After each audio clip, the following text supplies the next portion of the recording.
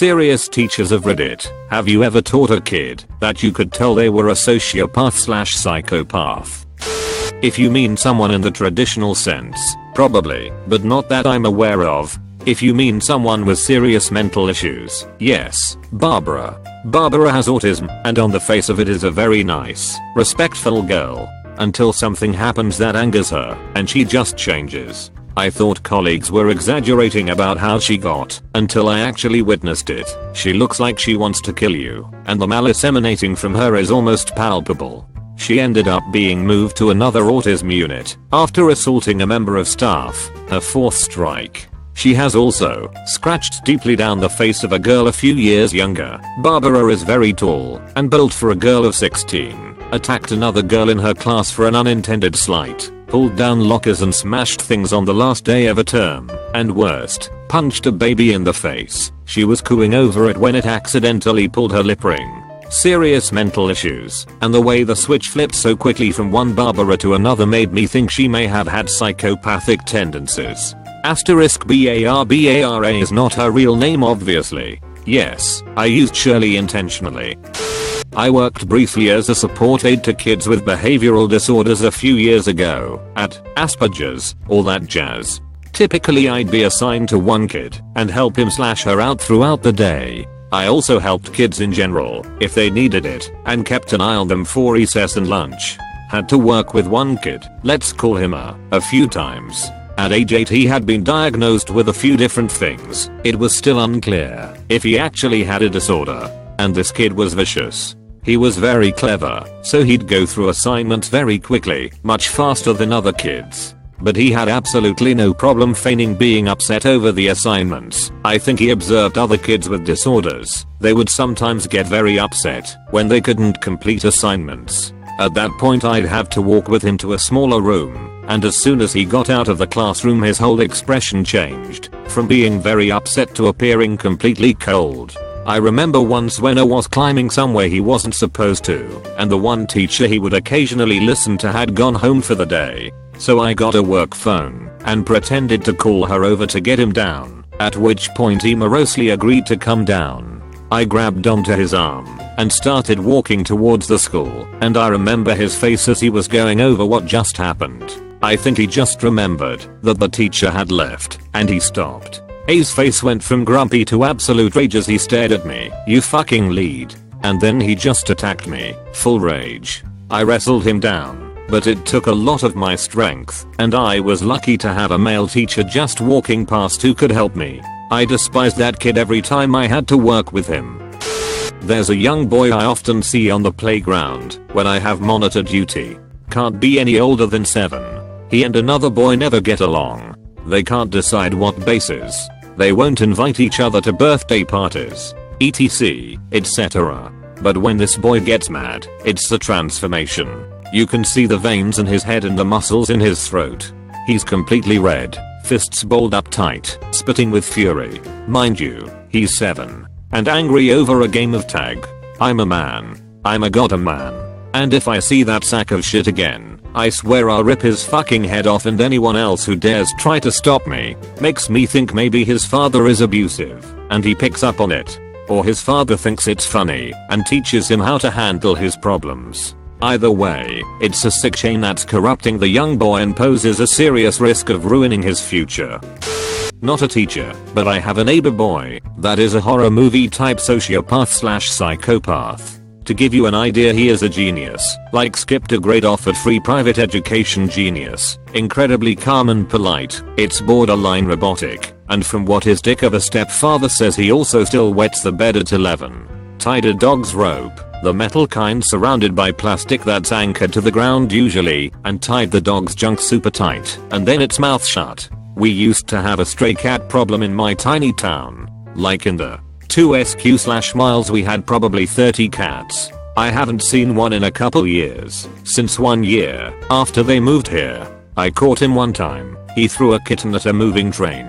He's molested his 6-year-old sister on many occasions. It's been reported, but no real action was taken. When they first moved to town we didn't know how messed this kid was, and my younger siblings 4 and 6 at the time, he being 9, used to play with him and his sister. One day my sister runs into the house screaming for someone to come. I run over to the park and he's got my little brother on the ground just kicking the shit out of him. Why? He's too little to play here. He also cuts rogues up and sews things into their bodies. Not to mention he flipped a snapping turtle on its back and slit its throat. Edit. His mother is very submissive to the kid's stepfather. I used to babysit for him when he was married to his first wife, and the kids showed me so many bruises and burns and told of sexual abuse. I was 12-13 at the time, and I told my parents. Cops looked into it and nothing was done. His first wife left because of the abuse. The father also took their dog into a cornfield and shot him from 10 feet away with a shotgun in front of his kids. Trust me, they won't help him. The police aren't of help either. Even his teachers have alerted the authorities of his twisted behavior. Teacher here who is studying for my master's in school counseling. I bring that last part in because it really opened my eyes to mental illness in school and how it affects the day. Also, antisocial personality disorder and psychopath behavior usually don't get diagnosed until very early in adulthood. The process for sociopathism is to start with oppositional defiant disorder, OD, progress on to conduct disorder and finally antisocial personality disorder. OD is actually pretty common in kids. This is where they are defiant against any adult and don't listen at all. This is usually due to some trust that was broken at a young age. I have a student I'm working with right now who watched his mom attempt suicide at the age of 3. She survived, but it had a huge impact on him. Conduct disorder develops if nobody intervenes with an odd student, and is when kids start stealing things, doing drugs, getting in trouble with the law, etc.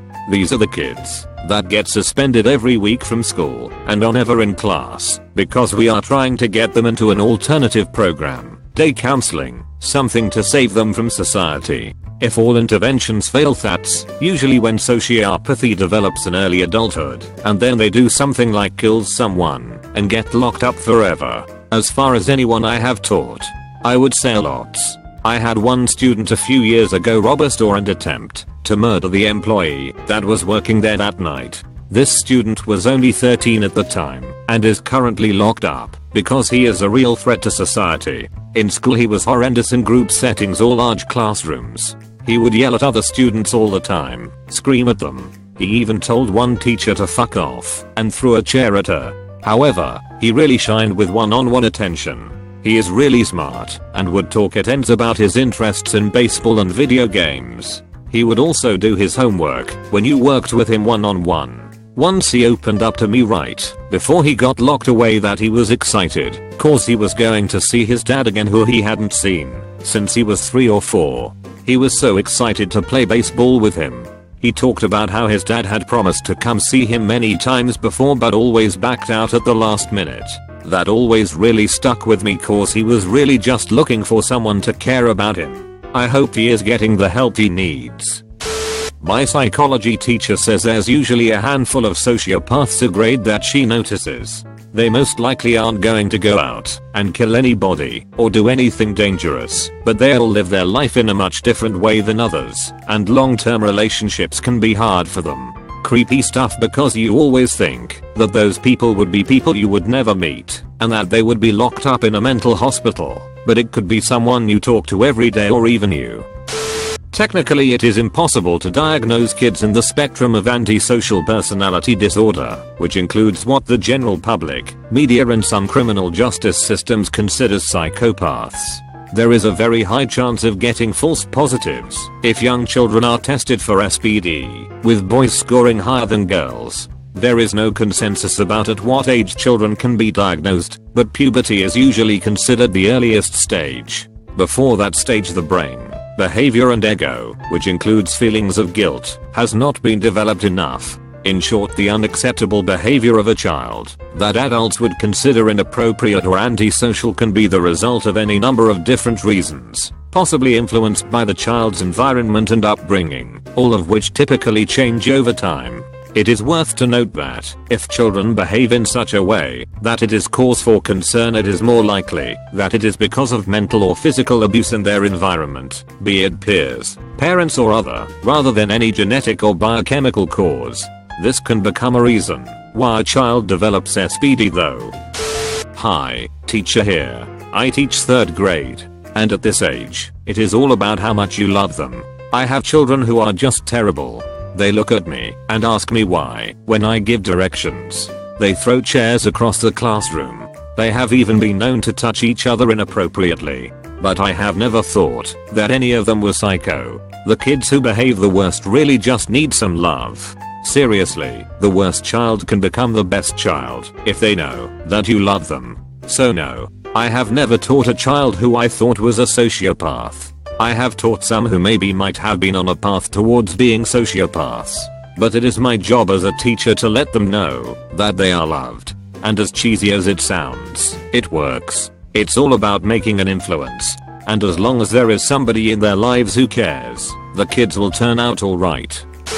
I have one that I suspect is. She comes into my homeroom class for writing/science, but a homeroom pull-out class for emotionally disturbed kids. She is very bright, probably the smartest kid I've ever met. She steals frequently. She is extremely good at being emotionally manipulative to get what she wants.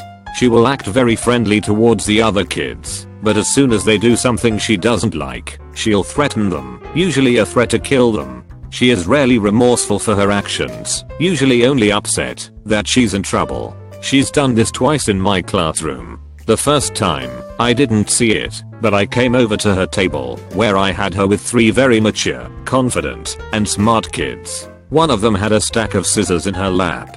When I asked when, she said the girl had been threatening to stab them, so they took them.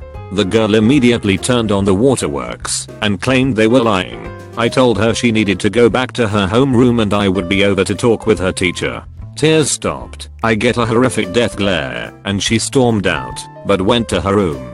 The second time was very similar, but with a very different group of kids, which ended with one of my boys yelling at her that, "You are crazy, and if you come anywhere near me, I will sneak into your house and cut you open with a knife," because she had been telling him that she wanted to stab him in the stomach and see what happened. She went back to her room. He had to talk with the principal, wasn't disciplined for it, just to talk about how that was not an appropriate reaction.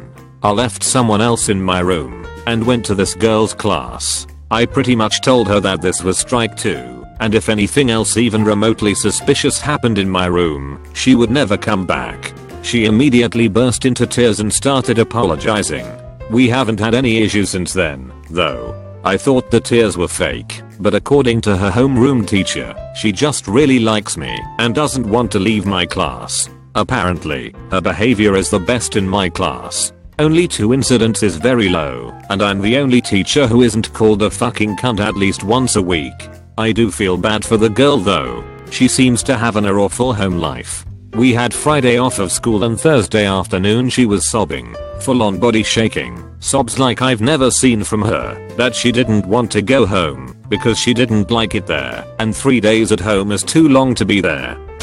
I could never say for sure, and I'm way out of my league when it comes to a diagnosis such as that. My field is English, but there are definitely students I thought were sociopaths. Statistically, there must have been a few, right? There are some students who just seem to have a complete and total disconnect from the feelings of others, and I don't mean they were mean, I mean they exhibited a lack of empathy and human connection.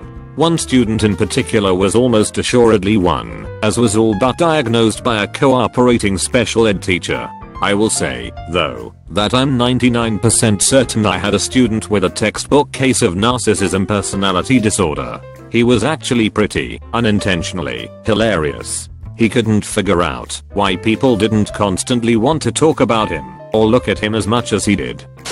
I was teaching a business class and we were doing mock job interviews when a strange application landed on my lap. They could choose any job for their application, and I expected something weird out of, obviously fake name, Johnny. I expected it because he, not to play too much into stereotypes, looked like an anorexic Marilyn Manson who was missing a few teeth. It seemed like he never bathes, smell, but, and he had a hair trigger temper. He would fly off the handle at the strangest things. He accused me of being anti-American because I showed a documentary made by the Canadian Broadcasting Co. As ridiculous as that sounds, I once broke up a fight between he and his girlfriend where they were shoving each other into lockers in an otherwise quiet school. He was just all over the place. Back to the resume and application. Position applying for, mortician. Okay, Well Johnny, what qualifications do you have for this position? Crazy eyes ensue. I've dissected things. Hundreds of things really. Like, in science class or, in my backyard. I was speechless. So I've made a throwaway for this. And I meet him from the ages of 14 to 18. The one kid appeared normal. If you spoke to him on his own he was very friendly and could be a funny guy. He had a few speech impediments, lisps and slight stammer, but he'd been having therapy for that since he was about 5. When he first came into the school, we were made aware that when he was about 10, he'd attacked another pupil. He claimed it was an accident, but it was pretty gruesome in the sense he dug his nails into the other child's face and scratched it a lot, drawing a lot of blood. He wrote stories in English and poems. They were very good, but they were also very morbid. A lot of about death and guns and violence. He didn't make any friends in the school and kept himself to himself. The one thing that stood out was that he couldn't stand noises. He would psychically cry if he heard someone chewing or go into a rage. Even in a class full of people, if someone was clicking a pen up and down he'd either cry and have to leave or lose his temper with them. And he seemed to be able to hold on to pointless grooves for a long time. When speaking to him on his own he wasn't bad, although it was difficult to make him talk normally in a class full of people. He admitted that he'd only had one friend in the world, a younger girl by about 3 years who was always nice to him. He completely idealized her. Nobody was allowed to say a bad word against her. His parents contacted us one day saying he'd attempted to take his own life, but failed. When he came back he acted like nothing had happened. I'm not sure if he was a psychopath or even a sociopath, but he was strange. The only things he enjoyed were his one friend and morbid thing.